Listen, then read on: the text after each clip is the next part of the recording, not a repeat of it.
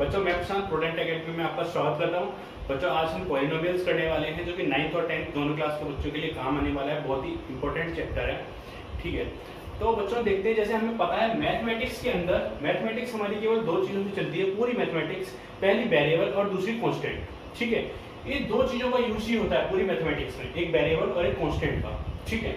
तो बच्चों सबसे पहले देखते हैं वेरिएबल क्या है। वेरिएबल एक ऐसी क्वांटिटी है जिसकी वैल्यू को हम चेंज कर सकते हैं, ठीक है। Which can take any real value, कोई भी रियल वैल्यू ये ले सकता है, and can change its value according to the situational equation, ठीक है। जैसे और हम इसको डिनोट किससे करते हैं, x y z a b c d, ठीक है। इन सब से हम डिनोट करते हैं, अल्फाबेट से डिनोट करते हैं।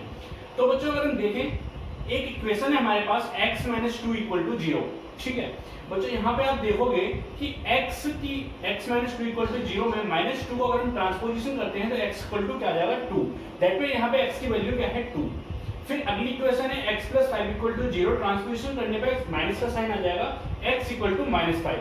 मतलब बच्चों x की जो वैल्यू है वो चेंज हो सकती है। तो वेरिएबल जो है उनकी वैल्यू चेंज होती रहती है इक्वेशन के हिसाब से, ठीक है। लेकिन कांस्टेंट के अंदर ऐसा नहीं होता है, ठीक है। कांस्टेंट की वैल्यू एकदम हमेशा स्थिर रहती है, कभी चेंज नहीं होती है। जैसे कि 1 2 3 4 जितने भी हमारे न्यूमेरिकल्स वैल्यू होती हैं, या आप बोलोगे -4/3 1/2 -4 -3, ये सारी वैल्यूज, ठीक है, इन्हें हम क्या बोलते हैं, कांस्टेंट। और हमारे वेरिएबल्स x y z वगैरह ये। तो बच्चों अगर हमारे पास कोई इक्वेशन दे रखी है और आपको पूछा जाए how many numbers of variable in this equation, जैसे ये इक्वेशन है, तो बच्चों इसके अंदर कितने वेरिएबल्स हैं, तो आप देखोगे कि भाई केवल इसके अंदर एक वेरिएबल है, क्या है, x, ठीक है। कांस्टेंट कितने हैं, 1, वो क्या है 2, ठीक है। तो अब हमें क्या पता चला यहाँ पे कि जो वेरिएबल है इसमें 1 है, इसमें भी 1 वेरिएबल है। अब बच्चों इसी टाइप से बताओ इसके अंदर नंबर ऑफ वेरिएबल्स कितने होंगे, इसके अंदर कितने, देखो दो वेरिएबल्स है, एक x है और एक y, तो नंबर ऑफ वेरिएबल्स 2। इसी टाइप से अगर इसमें आप देखोगे इसमें कितने वेरिएबल्स हैं, x, केवल एक वेरिएबल है और वो क्या है x, ठीक है। फिर आपको समझ में आया होगा वेरिएबल और कांस्टेंट। बच्चों वेरिएबल और कांस्टेंट की हेल्प से हम इक्वेशंस लिखते हैं, ठीक है। तो कोई ऐसी इक्वेशन जिसके अंदर केवल एक ही टर्म यूज हो, ठीक है, तो हम बात करते हैं मोनोमियल्स की, ठीक है। मोनोमियल्स का मतलब होता है बच्चों, मोनो का मतलब होता है एक, ठीक है, 1, और मियल का मतलब टर्म। ऐसी इक्वेशंस जिसके अंदर केवल एक ही टर्म, एक टर्म से बनने वाली इक्वेशंस को हम क्या बोलेंगे, मोनोमियल। जैसे इसके अंदर केवल एक इक्वेशन, एक टर्म है 8x, ठीक है, या 3x 2x 1 5y, या फिर y, ये सारी क्या एक एक है, इन सब के अंदर एक ही एक वेरिएबल है, तो एक ही एक टर्म है, ठीक है बच्चों। अब फिर हम देखते हैं क्या हमारा बाइनोमियल। बाइनोमियल में बच्चों बाइनो का मतलब होता है दो, बाइनो मतलब दो, ठीक है। मतलब इसके अंदर दो, मियल मतलब टर्म, बाइनोमियल में क्या होता है, दो टर्म्स का यूज होता है। तो बच्चों हम देखेंगे इट हैज एग्जैक्टली 2 टर्म्स। पहली टर्म क्या है हमारे पास 9x³ और दूसरी टर्म क्या है इसके अंदर 3, ठीक है, दो टर्म। इसी टाइप से आप बच्चों देखोगे ट्राइनोमियल। ट्राइनोमियल के अंदर कितने होंगी, 3 टर्म्स होंगी। तो पहली टर्म 7x⁴, दूसरी टर्म 3x³ और तीसरी टर्म 7, ठीक है, ट्राइनोमियल। तो बच्चों इसी टाइप से होता है हमारा पॉलिनोमियल। जब हम जनरली 3 से ज्यादा टर्म्स का यूज करते हैं तो उसको हम क्या बोल देते हैं, पॉलिनोमियल। जैसे आप देखोगे कि एक ही होगा 4x⁴ plus 5x⁴ plus 3x² minus 4x plus 1। तो बच्चों इसके अंदर टोटल टर्म्स कितनी है, देखो आप देखोगे 1 2 3 4 5। How many numbers of term, 5। जब 5 नंबर्स ऑफ टर्म होंगे तो हम उनको क्या बोल देंगे फिर, पॉलिनोमियल्स, ठीक है बच्चों। तो आपको ये समझ में आया होगा कि आज variable, constant, monomial, binomial, trinomial और पॉलिनोमियल। पॉलिनोमियल्स के अंदर हम देखते हैं नंबर ऑफ वेरिएबल्स कितने हैं, ठीक है। तो जैसे हमारे पास एक पॉलिनोमियल्स है 3x² प्लस 4y प्लस 1, ठीक है।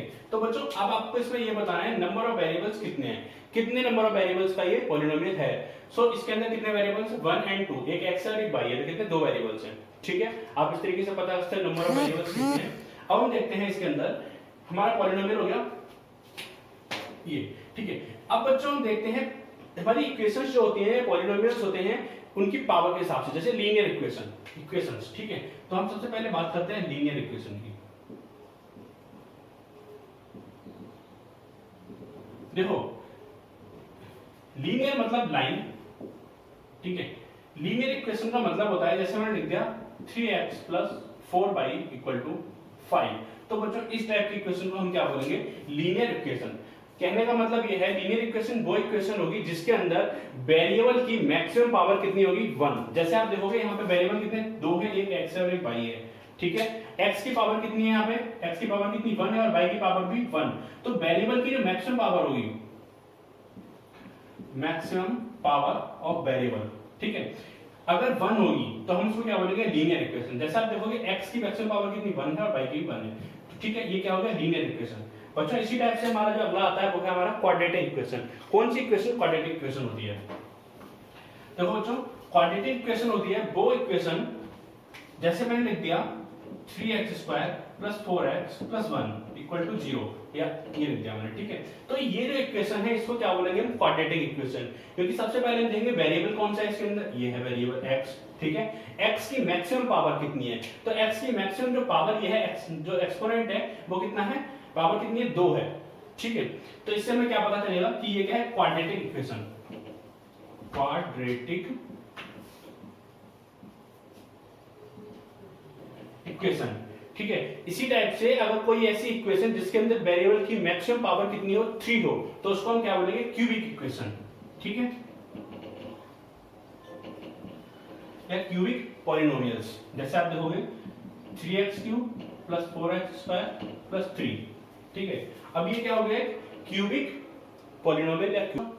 तो अब आपको यहां पता चल गया कि लीनियर इक्वेशन क्या होती है, क्वाड्रेटिक इक्वेशन क्या होती है और क्यूबिक इक्वेशन क्या होती है, ठीक है। बच्चों अब हम बात करेंगे कि पॉलिनोमियल्स के अंदर इंपॉर्टेंट चीज क्या है, कि आपको कैसे पता चलेगा कि ये इक्वेशन पॉलिनोमियल है या नहीं है। बहुत ही इंपॉर्टेंट है, इसको नोट कर लेना। एक जो पॉलिनोमियल होता है उसकी कभी भी पावर जो होती है ना वेरिएबल की, कभी भी माइनस में नहीं होनी चाहिए। जैसे कि देखते हैं हम,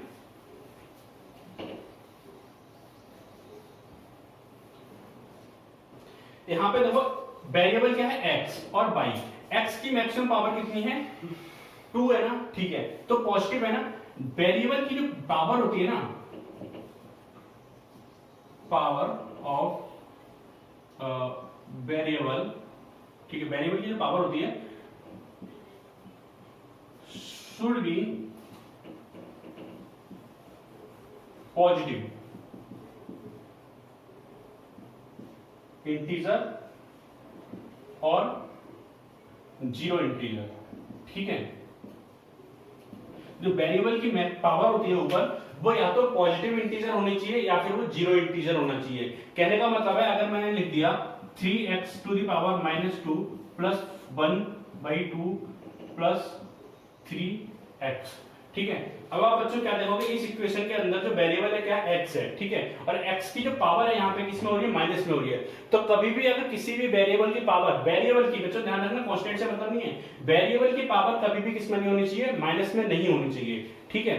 अगर और माइनस के अलावा वेरिएबल की पावर कभी भी ऐसे नहीं होनी चाहिए कि मैंने दे दिया रूट के अंदर √x + x + 3 = 0, तो ये भी एक पॉलिनोमियल नहीं होगा, ठीक है। ना तो ये एक पॉलिनोमियल होगा और ना ही ये पॉलिनोमियल होगा, क्योंकि जब आप x को इसको खोलोगे तो x की पावर कितनी हो जाएगी, 1/2 + x + 3 = 0। जबकि मैंने यहाँ आपको क्या बताया था कि वेरिएबल की जो पावर है वो हमेशा पॉजिटिव इंटीजर होनी चाहिए या फिर 0 इंटीजर होनी चाहिए। तो 1/2 इंटीजर नहीं है ना, इसका मतलब ये भी पॉलिनोमियल नहीं होगा, ठीक है। ऐसे आप बहुत सारे एग्जांपल देख सकते हैं। जैसे मैंने लिख दिया √3x² + 4 = 0।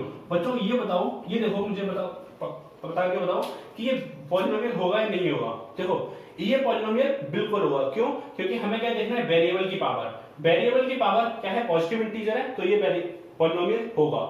कांस्टेंट की जो पावर है ना, उससे हमें कोई मतलब नहीं है, ठीक है। कांस्टेंट की पावर से हमें कोई मतलब नहीं है, चाहे वो माइनस में हो, प्लस में हो, चाहे कुछ भी हो, ठीक है। हमें देखना है कि वेरिएबल की पावर पॉजिटिव होनी चाहिए या फिर 0 होनी चाहिए। बच्चों हम इसके अंदर एक बात करते हैं, कोएफिशिएंट क्या होते हैं, ठीक है। कोएफिशिएंट क्या होते हैं, तो जैसे कि अगर हम बात करें इसके अंदर, आपसे पूछा जाए कि कोएफिशिएंट ऑफ x², ठीक है, कोएफिशिएंट ऑफ x²। बच्चों x² का कोएफिशिएंट पूछा जाएगा, तो x² के साथ में ये जो नंबर है ना कांस्टेंट, ये कैसा कोएफिशिएंट होगा, तो कितना हो जाएगा 3। इसी टाइप से इसके अंदर कोएफिशिएंट ऑफ y पूछा जाएगा, बाई का कोफिशिएंट क्या होगा, तो बच्चों बाई का कोफिशिएंट क्या हो जाएगा 4, ठीक है, ध्यान रहेगा। और इसी टाइप से अगर आपको जैसे दे दिया जाए कि आपको कोफिशिएंट फाइंड करना है, इसके अंदर एक नई इक्वेशन देता हूं मैं 5x3 plus √3/2 x plus 1 equal to 0। बच्चों इसके अंदर x का कोफिशिएंट बताना है, तो x का कोफिशिएंट क्या हो जाएगा √3/2, ठीक है। x क्यूब का कोफिशिएंट क्या हो जाएगा 5, ठीक है। अगर मैं दूंगा आपको 3x plus y equal to 0, x का कोफिशिएंट क्या हो जाएगा 3 और y का कोफिशिएंट क्या होगा 1, ध्यान रखना क्योंकि यहाँ पे हम केस की मल्टीप्लाई कर रहे हैं 1 की मल्टीप्लाई कर रहे हैं इसमें पॉजिटिव में।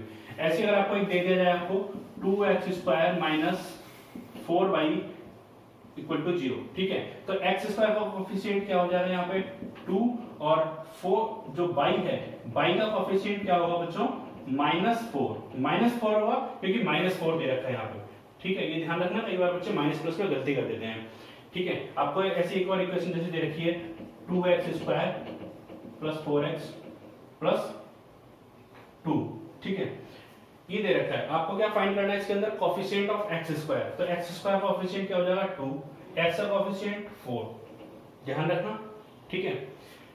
और अगर आपको ये पे माइनस दे रखा हो तब x² कोफिशिएंट 2 और x का कोफिशिएंट क्या हो जाएगा इसमें -4, x का कोफिशिएंट कितना हो जाएगा -4, ठीक है। आज के लिए बस इतना ही, धन्यवाद।